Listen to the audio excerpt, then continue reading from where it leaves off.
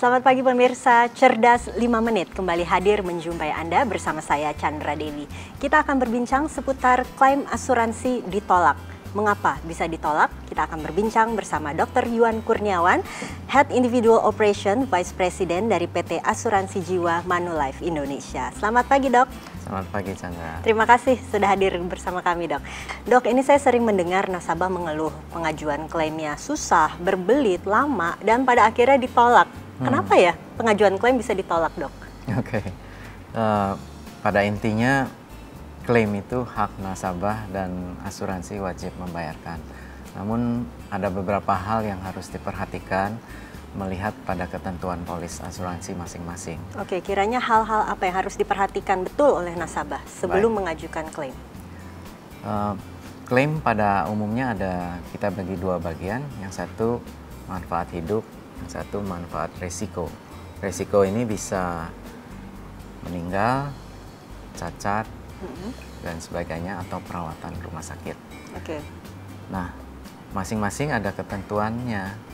Oleh karena itu nasabah perlu memperhatikan polis asuransinya, baca dengan teliti persyaratannya. Ada beberapa hal yang menyebabkan klaim itu dapat ditolak.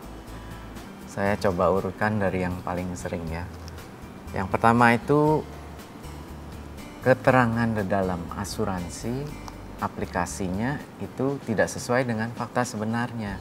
Saya berikan contoh, nasabah A dalam aplikasinya bilang sehat, ternyata dia sudah menderita penyakit B.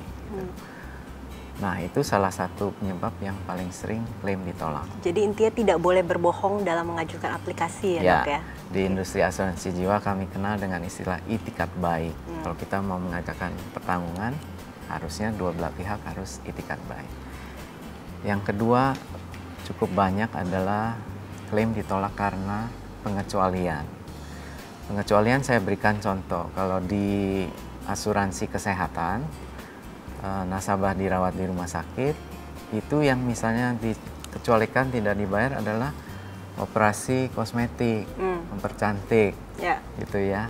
Hal lain yang dikecualikan misalnya tindakan kriminal atau kejahatan, itu biasanya asuransi tidak akan tanggung. Yang ketiga, cukup banyak adalah nasabah kurang teliti bahwa polisnya sudah kadaluarsa.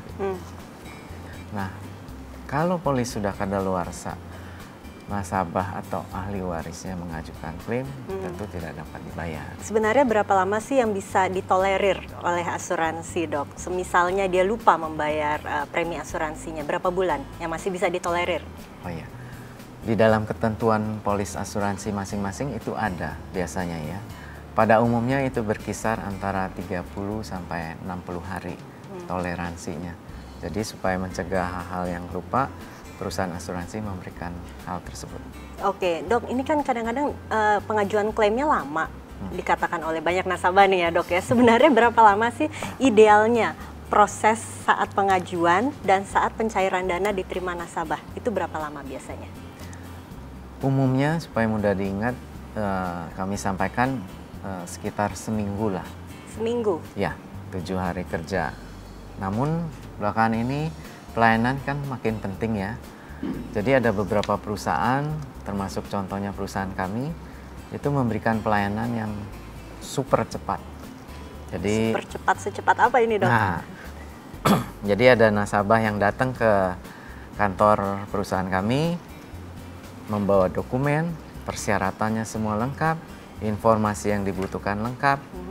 Dalam 25 menit kami akan memberi kabar bahwa klaimnya akan dibayarkan atau tidak. Oke, itu pemberian kabarnya selama 25 menit ya, Dok. Betul. Tapi pencairan dananya berapa Biasanya lama? membutuhkan administrasi bagian keuangan 1-2 hari lah. Lumayan ya, daripada harus menunggu seminggu begitu, ya. Dok ya. Oke, terima kasih Dr. Yuan atas waktu dan informasinya. Dan pemirsa, semoga informasi tadi bermanfaat bagi Anda. Saya Chandra Dewi, Cerdas 5 Menit, Cerdas Finansial. Sampai jumpa.